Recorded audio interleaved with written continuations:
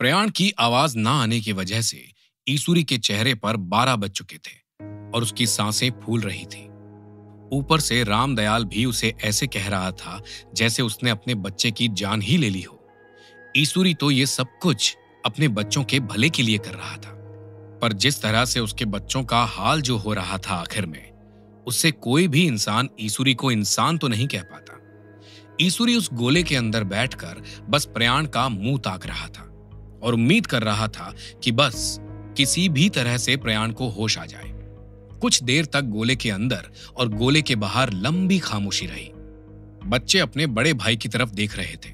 पहले उन्हें लगा था कि शायद होमा छोटी है, इसलिए वो इतनी शक्ति बर्दाश्त नहीं कर पाई, पर अपने 9 साल के बड़े भाई का भी ये हाल देखकर वो बच्चे डर गए। हालांकि ईसुरी ने प्रयाण के ऊपर कुछ भी नहीं किया था, वो तो बस पुतले पर हर मंत्र पढ़ रहा था और विधि को पूरी कर रहा था और उसका असर प्रयाण पर हो रहा था। काफी देर के बाद जब ईसुरी ने गौर किया कि उसे कुछ बहने की आवाज आ रही थी। आसपास नदी नहीं थी और ना ही कोई झरना जिसकी इतनी तेज लहलाती सी आवाज आए। ईसुरी इधर उधर देखने के बाद प्रयाण के पास गया और उसने गौर किया कि प्रयाण के पास जाते ही बहने की आवाज तेजी से आ रही थी। अब वो आवाज ईसुरी के साथ बाकी सब लोगों को भी सुनाई दे रही थी और सब लोग जानना चाह रहे थे कि आखिर ये अजीब सी आवाज आ कहां से रही थी। कुछ ही देर में सबको प्रयाण के शरीर में बहने वाला खून भी दिखाई देने लगा और वो खून इतनी तेजी से बह रहा था कि उसकी आवाज पूरे घर में फैल गई थी। प्रयाण के अंदर देवताओं का खून जाग चुका था और बस अब वो प्रयाण के पूरे शरीर में फैलने की कोशिश कर रहा था। बहुत देर तक तो वो खून तेजी से भागता रहा और जब वो पूरे शरीर में फैल चुका था तो उसके बाद प्रयाण के शरीर में खून दिखना भी बंद हो गया और खून की तेजी से बहने वाली आवाज आनी भी बंद हो गई। खून के सामान्य होने पर कुछ ही देर में प्रयाण को होश आ गया। उसे होश में देखकर सबके चेहरे खिल गए। प्रयाण के चेहरे पर बहुत ज्यादा पसीना था और उस पसीने को पोंछते हुए उसने सब लोगों की तरफ देखा और उसके बाद उसने अपने शरीर की तरफ देखा। उसे कुछ अजीब लग रहा था और कुछ ही देर में उसे अपने शरीर में बहने वाला खून धीरे धीरे सुनाई दे रहा था। प्रयाण अब हर बारीक चीज को भी आसानी से सुन पा रहा था। प्रयाण की ये हालत देखकर अद्रिजा ने अपने पिता से बाहर खड़े खड़े ही कहा, पिताजी, ये वाली विधि तो मुझे लगता है कि सबसे ज्यादा खतरनाक और डरावनी थी। अद्रिजा की बात सुनकर ईसुरी उस गोले से बाहर आ गया और उसके पास बैठकर उसने उसको प्यार से समझाते हुए कहा, नहीं बेटा, इससे भी ज्यादा डरावनी और खतरनाक विधि है शक्ति को जगाने की। सिर्फ ईसुरी जानता था कि देवताओं का खून जगाने की ये सबसे आसान विधि थी और इससे कम में देवता का खून नहीं मिलता और ना ही उनकी शक्ति। हालांकि प्रयाण के लिए यह काफी दर्दनाक जरूर हो गया था, पर इसका परिणाम पूरे जीवन उसके लिए अच्छा ही होगा। ईसुरी की बात सुनकर बाकी सारे बच्चे अपने बारे में सोचने लगे कि पता नहीं ईसुरी उनके साथ क्या क्या करके उनकी शक्ति जगाएगा। सब लोग ये तो समझ गए थे कि ईसुरी का तरीका तो खतरनाक है, पर फिर भी इतनी जल्दी और बिना किसी भी तरह के खर्च के आपकी शक्ति जाग सकती थी। और होमा की रगों में बहने वाली आग देखकर सारे बच्चों को अपने पिता पर यह भरोसा तो आ गया था कि अब उनके पिता उन्हें काबिल जरूर बना देंगे। प्रयाण अभी भी उसी गोले के अंदर ही बैठा हुआ था और अपने पूरे शरीर को ध्यान से देखकर समझने की कोशिश कर रहा था। आखिर में जब वो अपनी जगह से उठने की कोशिश करने लगा तो उसका शरीर इतना ज्यादा बड़ा उसे लग रहा था कि उससे उठा ही नहीं जा रहा था। उसे बहुत ज्यादा दर्द हो रहा था और दर्द में ही चिल्लाते हुए उसने कहा, पिताजी, मुझे ये दर्द अब बर्दाश्त नहीं हो रहा है। मेरा शरीर इतना भारी हो चुका है कि हिल तक नहीं रहा। प्रयाण की बात सुनकर सारे बच्चे अपने भाई की तरफ देखने लगे और उसके बाद ईसुरी ने उसको गुस्से से देखा और कहा, अगर ये दर्द तुम्हें बर्दाश्त नहीं हो रहा है तो फिर तुम आगे चलकर अपने छोटे भाई बहनों के लिए क्या करोगे? इतना खतरनाक दर्द तुमने थोड़ी देर पहले सह लिया, पर यह सामान्य सा दर्द तुमसे नहीं सहा जा रहा। इस दर्द को बर्दाश्त करो और बाहर आओ। ईसुरी की बात सुनकर भी प्रयाण रोए जा रहा था। पता नहीं क्यों, पर यह वाला दर्द उसे बहुत ज्यादा हो रहा था। रोते रोते उसने अपने शरीर को उठाने की कोशिश की। पहले तो वो नहीं उठा, पर फिर भी उसने अपने एक पैर को अलग उठाने की कोशिश की और दूसरे को अलग। उसके बाद उस गोले से निकलना उसके लिए मुश्किल हो गया था। एक तो उसका शरीर इतना धीरे धीरे आगे बढ़ रहा था कि आधे घंटे में शायद वो उस गोले के पास गया था, और अब वो गोला जैसे प्रयाण को उससे बाहर ही नहीं निकलने दे रहा था। प्रयाण ने एक जोर की चीख लगाई और उसके बाद वो उस खूनी गोले से एक बार में बाहर। गोले से बाहर आते ही प्रयाण का शरीर पहले जैसे ही हल्का हो गया और उसे समझ आ गया कि वो गोले की ताकत थी जिसने उसके शरीर को भारी बना दिया था, और अगर प्रयाण उस गोले से बाहर नहीं आता तो उसी गोले में उसका जीवन समाप्त हो जाता। शक्ति मिलने के फायदे होते हैं तो उस शक्ति के आने के बाद बहुत कुछ ऐसा होता है जिसे हर व्यक्ति को बर्दाश्त करना होता है। ईसुरी ने प्रयाण को गोले से बाहर देखकर तुरंत कहा, अभी के अभी तुम्हें उस युद्ध कला का अभ्यास करना होगा जो तुम वाकई सीखना चाहते हो, क्योंकि इस वक्त तुम्हारी शक्ति सबसे ज्यादा है। जो इस वक्त सीखोगे वही तुम्हारी बुनियाद होगी। अपने पिता की बात सुनकर प्रयाण का चेहरा कुछ उतर सा गया और उसने थके हुए स्वर में कहा, पिताजी, मैं इस वक्त बहुत ज्यादा थक गया हूं। कुछ देर के आराम के बाद करते हैं अभ्यास। प्रयाण की इतनी ज्यादा हालत खराब हो चुकी थी कि उसके पास जरा सी भी हिम्मत नहीं थी, पर ईसुरी सब कुछ जानता था कि कब क्या करना है और कैसे करना है। ईसुरी ने अपनी आंखें बड़ी करके प्रयाण को देखा और पास ही रखी एक तलवार प्रयाण की तरफ फेंक दी और उसे अभ्यास करने का इशारा किया। प्रयाण ने किसी तरह से उस तलवार को संभाला और उससे धीरे धीरे अभ्यास करने लगा। शुरू में तो प्रयाण काफी आराम से बिना ताकत के अभ्यास कर रहा था, पर जैसे जैसे वो अभ्यास करता जा रहा था वैसे वैसे उसके शरीर की ताकत बढ़ती जा रही थी। ये देखकर सब हैरान और खुश थे। बाकी सारे बच्चे अपने बड़े भाई को प्यार से देख रहे थे और खुश थे, और कुछ बच्चे अपने पिता की शक्ति देखकर हैरान थे। उन्हें तो समझ ही नहीं आ रहा था कि उनके पिता के पास इतनी अजीब अजीब सी शक्ति जगाने की विधि कैसे आ गई थी। इधर होमा अपने कमरे से इतनी आवाजें सुनकर अब बाहर आ गई थी और भाविनी को देखकर और अपने बड़े भाई को अभ्यास करते हुए देखकर उसने कहा, दीदी, आपने तो 3 दिनों के अंदर काफी कुछ सीख लिया है। भाविनी होमा की बात सुनकर हैरान और परेशान दोनों थी। उसे समझ नहीं आ रहा था कि पहले होमा और अब प्रयाण। अभी कुछ देर पहले एक बच्ची की रगों से आग निकल रही थी और एक लड़के की रगों में बहने वाला खून सबको सुनाई दे रहा था। आखिर ये बच्चे इतनी कम उम्र में इतनी ज्यादा शक्तियों के मालिक भला कैसे हो सकते हैं? भाविनी को अब उसके विद्यालय में पढ़ाने वाले लोग बेवकूफ लग रहे थे और ईसुरी और उसके बच्चे उनसे कहीं ज्यादा होशियार लग रहे थे।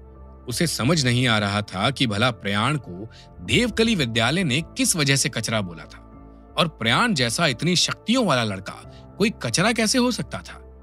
उसे इन बच्चों के साथ किया गया व्यवहार अच्छा नहीं लग रहा था, पर वो इतना समझ चुकी थी कि ईसुरी जो कर रहा था वो इस विद्यालय से लाख गुना अच्छा था और इन बच्चों के लिए बहुत फायदेमंद। मन ही मन भाविनी को एक बार लगा कि वो अपने पिता से बात करके ईसुरी को उस विद्यालय में अध्यापक की तरह नौकरी दे दे और उसके बच्चों को भी वहां पर काम पर रख ले, और जो अभी छोटे हैं उन बच्चों को देवकली विद्यालय में पढ़ाया जाए। उसे लग रहा था कि अगर इस गांव ने ईसुरी जैसे आदमी से नहीं सीखा तो उनका पूरा जीवन एक तरह से बर्बाद हो जाएगा। भाविनी ना जाने क्यों पर अब ईसुरी के बारे में और उसके बच्चों के बारे में काफी कुछ सोचने लगी थी, और वो चाहती थी कि किसी भी तरह से वो इस घर का अच्छे से ख्याल रख सके। इधर प्रयाण अभी भी अपना अभ्यास कर रहा था और बाकी सब लोग उसे देख रहे थे। कुछ देर के बाद प्रयाण के शरीर से खून के बहने की आवाज आनी पूरी तरह से बंद हो गई और सब कुछ पहले जैसा सामान्य हो गया। पर जैसे ही सब कुछ सामान्य हुआ वैसे ही सबने देखा कि प्रयाण के शरीर से कुछ रोशनी निकल रही थी, और उस रोशनी की वजह से प्रयाण देवता जैसा दिख रहा था। उसके सर के पूरे गोले में रोशनी थी जिससे वो काफी अलग लग रहा था। कुछ देर तक तो वो रोशनी रही और कुछ देर के बाद वो खुद ही गायब हो गई। उस रोशनी को देखने के बाद ईसुरी काफी थक गया और सबकी तरफ देखकर कहा, आज के जितने भी काम थे वो हो चुके और अब मैं आराम करने जा रहा हूं। मैंने जो भी तुम्हें सिखाया है उसका एक दिन में कम से कम 100 बार अभ्यास करना है। नहीं तो तुम युद्ध कला को आसानी से भूल सकते हो। अपने पिता के आदेश को सुनने के बाद प्रयाण ने तलवार नीचे रखकर अपना सिर झुकाते हुए अपने पिता से कहा, जी पिताजी, पिताजी मैं वैसा ही करूंगा जैसा आप कह रहे हैं। बस मैं आपको धन्यवाद करना चाहता हूं मुझे मेरी शक्ति जगाने के लिए। प्रयाण की बात सुनकर ईसुरी ने मुस्कुराकर कहा, इसमें धन्यवाद कैसा, मैं तुम्हारा पिता हूं और कोई भी पिता यही करता जो मैंने किया। ईसुरी की बात सुनते हुए बाकी सारे बच्चों ने भी उसे चारों तरफ से घेर लिया और तभी शिविन ने अपने पिता की तरफ देखकर कहा, पिताजी आप हम सब लोगों की शक्ति कब जगाएंगे? चाहे ये तरीका कितना ही खतरनाक क्यों ना हो, पर अब हम सब भी होमा और बड़े भैया की तरह कलाएं सीखना चाहते हैं। अपने बेटे की बात सुनकर ईसुरी ने उसके सिर पर हाथ रखा और कहा, अभी मैं तुम लोगों के साथ ये तरीका नहीं अपना सकता। पर क्यों पिताजी? क्या हम सब कमजोर हैं या कोई और बात है? ईसुरी ने शिविन और बाकी बच्चों को देखकर कहा, जब समय आएगा तो तुम्हें सब कुछ पता चल जाएगा। अभी मैं सब कुछ नहीं बता सकता। शिविन अपने पिता की तरफ संदेह की नजर से देख रहा था। आखिर ईसुरी अपने बाकी बच्चों के साथ ये तरीका क्यों नहीं अपना रहा था? क्या बाकी बच्चों को ईसुरी कुछ भी नहीं सिखाएगा? क्या ईसुरी बच्चों से कोई राज छुपा रहा था? इन सब सवालों के जवाब जानने के लिए सुनते रहिए अफलातून डैडी, सिर्फ और सिर्फ पॉकेट एफएम पर।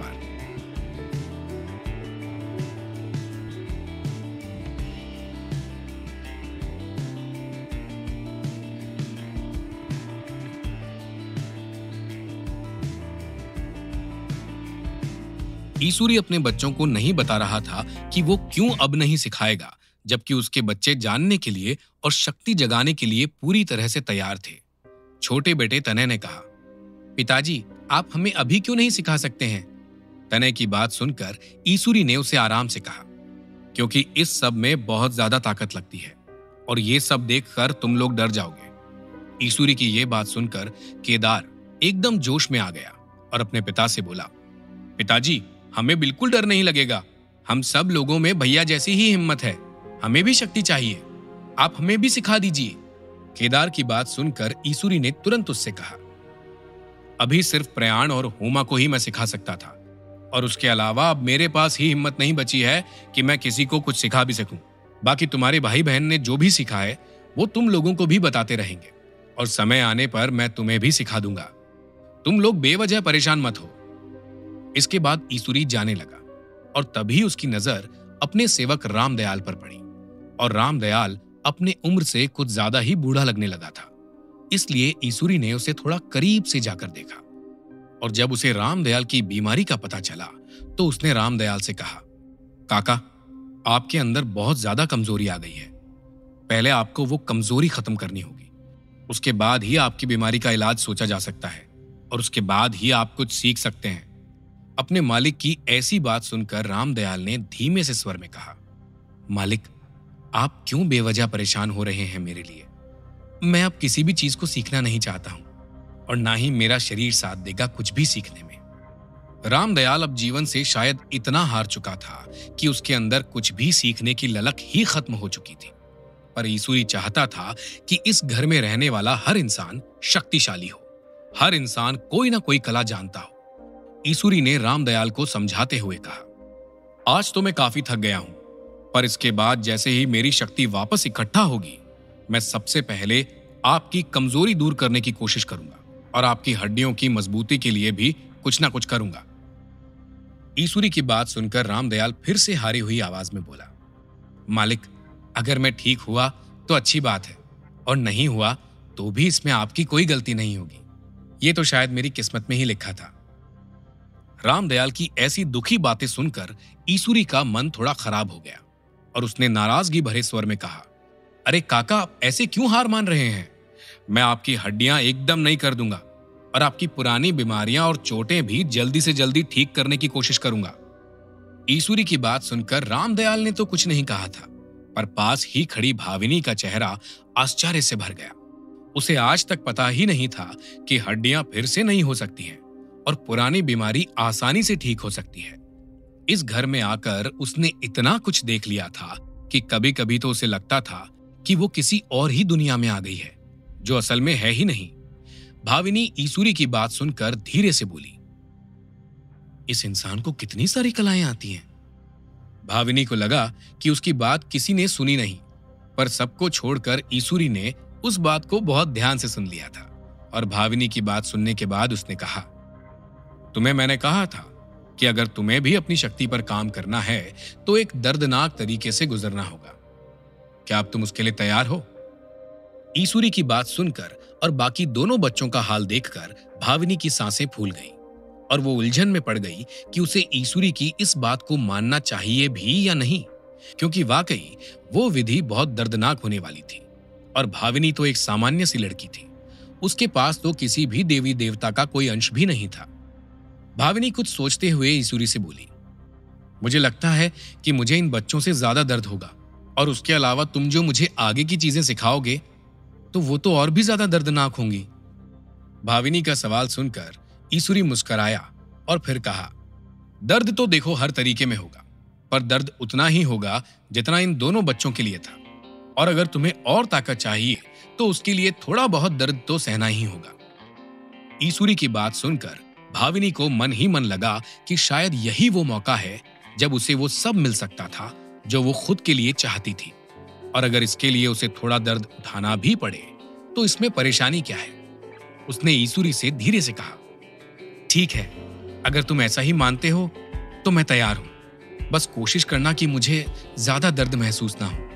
भाविनी और वहां मौजूद हर इंसान जानता था कि ईसुरी चाहे कितनी भी कोशिश कर ले, पर यह तरीका तो खतरनाक होने ही वाला था। और कुछ ही देर में ईसुरी भाविनी को भी शक्तिशाली बनाने वाला था। ईसुरी ने भाविनी को देखकर कहा, ठीक है, कुछ देर में हम वो विधि शुरू करते हैं, तब तक तुम अपने मन और दिमाग को मजबूत कर लो, क्योंकि इस विधि में तुम्हारे शरीर पर बहुत ज्यादा मार लग सकती है और चोट भी लग सकती है। मैं तब तक थोड़ा आराम कर लेता हूं। जैसे ही ईसुरी ने मार और चोट शब्द कहा, वैसे ही भाविनी और डर गई। उसे शक्ति तो चाहिए थी, पर इस तरह से मार खाकर तो कोई भी नहीं चाहेगा। वो तैयार तो हो गई थी, पर उसका मन बहुत बेचैन था और डरा हुआ भी। ईसुरी उसके चेहरे के डर को देख पा रहा था और उसको आगाह करते हुए उसने कहा, देखो, मैं तुमसे एक बात पूरी तरह से साफ कर देना चाहता हूं, क्योंकि प्रयाण और होमा दोनों ही बच्चे थे, इसलिए उनके शरीर बहुत मुलायम थे और उन पर किसी भी तरह का कोई काम करने से उन्हें नुकसान नहीं, फायदा ही होता।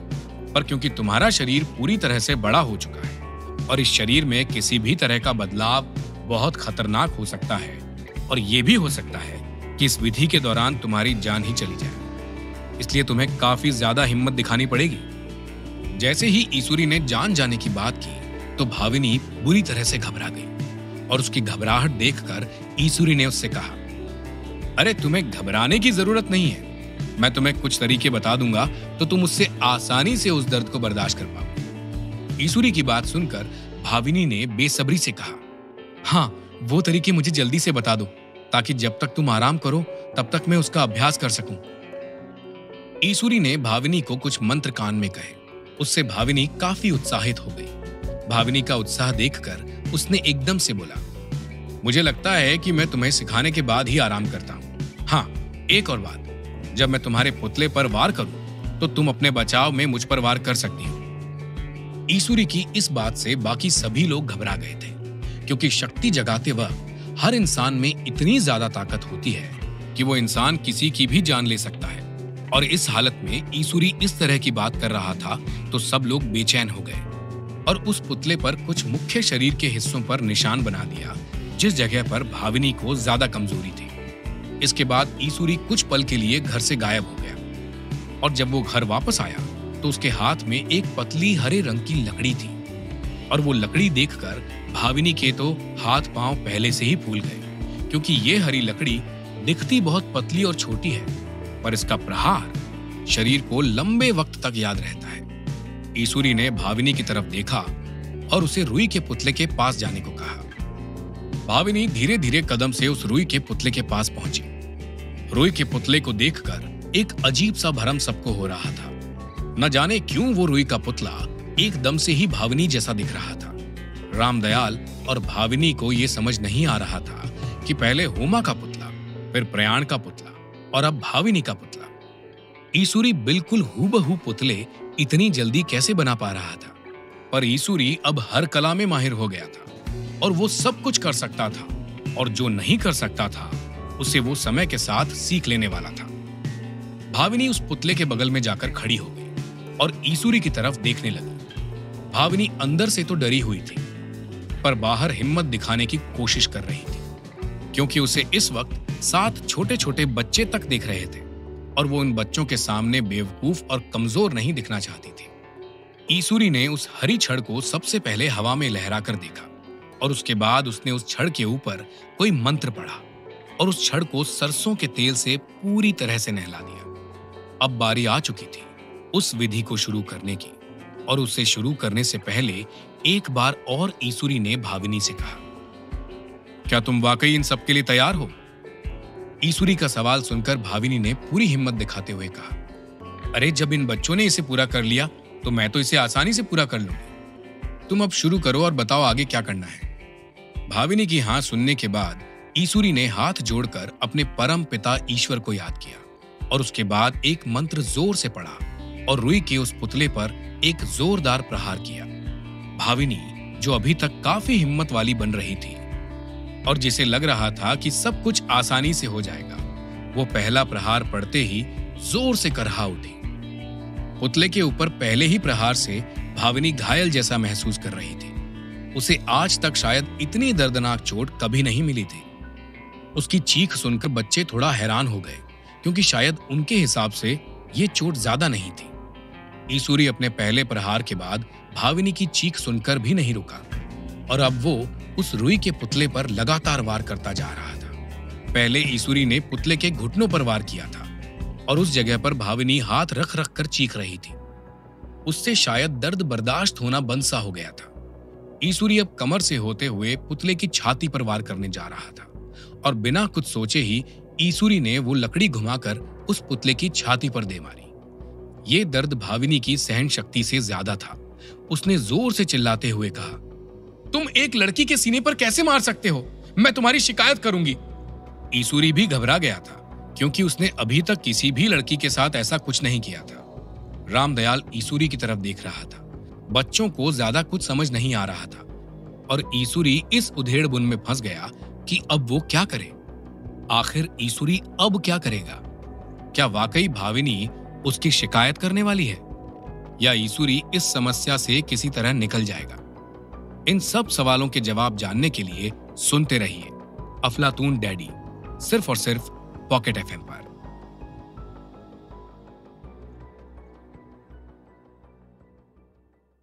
ईसुरी ने आखिरी बार भाविनी के पुतले के सीने पर जोर से वार किया था और उस दर्द को भाविनी चिल्लाते हुए सह रही थी। उसने ईसुरी को धमकी भी दी थी कि एक लड़की के सीने पर वार करने के लिए वो ईसुरी की शिकायत करेगी। शिकायत की बात सुनते ही ईसुरी ने भाविनी की तरफ देखकर आराम से कहा, तुम मेरी शिकायत नहीं कर सकती हो कि मैंने तुम्हारे सीने पर कोई वार नहीं किया। मैंने तुम्हारे पुतले के ऊपर वार किया था और सिर्फ उसका दर्द तुम्हें महसूस हो रहा है। ईसुरी की बात सुनकर भाविनी तैश में आ गई और उसने दर्द में चिल्लाते हुए कहा, तुम जानते नहीं हो अभी मेरे परिवार को। अगर मैंने उन्हें तुम्हारे बारे में कुछ भी ऐसा बताया तो वो तुम्हें जिंदा नहीं छोड़ेंगे। भाविनी की ये बात सुनने के बाद ईसुरी ने उसके पुतले के निचले हिस्से पर वार करना शुरू कर दिया। भाविनी के पुतले के पेट पर जैसे ही ईसुरी का वार हुआ तो वो दर्द के मारे चिल्ला चिल्ला कर रोने लगी। रामदयाल ये सब कुछ देख रहा था और बच्चे भी डरते हुए ही ये सब कुछ देख रहे थे। रामदयाल ने प्रयाण को अपने पास बुलाकर कहा, बेटा, तुम अपने सारे भाई बहनों को अंदर ले जाओ। इस तरह के दृश्य देखना बच्चों के लिए ठीक नहीं है।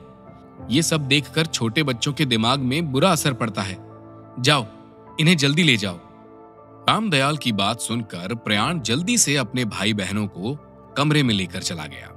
कमरे में जाते ही होमा ने अपने सभी बड़े भाई बहनों को देखकर चिंता के साथ कहा, मुझे नहीं लगता भैया कि हम लोगों को कभी भी मां का प्यार नसीब होगा। होमा और बाकी बच्चों को अब लगने लगा था कि शायद भाविनी उनकी मां बन जाएगी, क्योंकि एक तो भाविनी बहुत सुंदर थी और वो बहुत दयालु भी थी, पर उनके पिता के व्यवहार की वजह से अब शायद उन्हें जीवन भर मां नहीं मिल पाएगी। इधर रामदयाल भाविनी के दर्द को देख रहा था और ईसुरी को पुतले को पीटते हुए देख रहा था। रामदयाल को लग रहा था कि एक तो गंगेश्वरी जैसे गांव में ईसुरी को लड़की मिलना बहुत मुश्किल है और ऊपर से इतनी सुंदर लड़की, और 7 बच्चों के साथ भला कौन लड़की किसी आदमी से शादी करेगी। इन सब के अलावा ईसुरी के ऐसे बर्ताव से कोई भी लड़की भाग जाएगी और इस तरह से ईसुरी पूरी उम्र कुंवारा ही रह जाएगा। इधर बच्चे और रामदयाल ईसुरी के बारे में ये सब सोच रहे थे और ईसुरी पुतले पर पूरी ताकत से प्रहार कर रहा था। भाविनी की बात सुनकर ईसुरी ने उस पर कोई भी बात नहीं की। आखिरी बात कहते ही भाविनी जमीन पर गिर गई। उसे देख के लग रहा था जैसे उसके शरीर की सारी ताकत खत्म हो गई थी और इसीलिए वो बेहोश हो गई। होमा प्रयाण की तरह भाविनी की सांसें नहीं रुकी थी। भाविनी की सांस बहुत तेजी से चल रही थी, इसीलिए रामदयाल भाविनी को देखकर परेशान नहीं हुआ और ना ही ईसुरी। ईसुरी जैसे अब समझ गया था कि उसकी विधि काम कर रही है।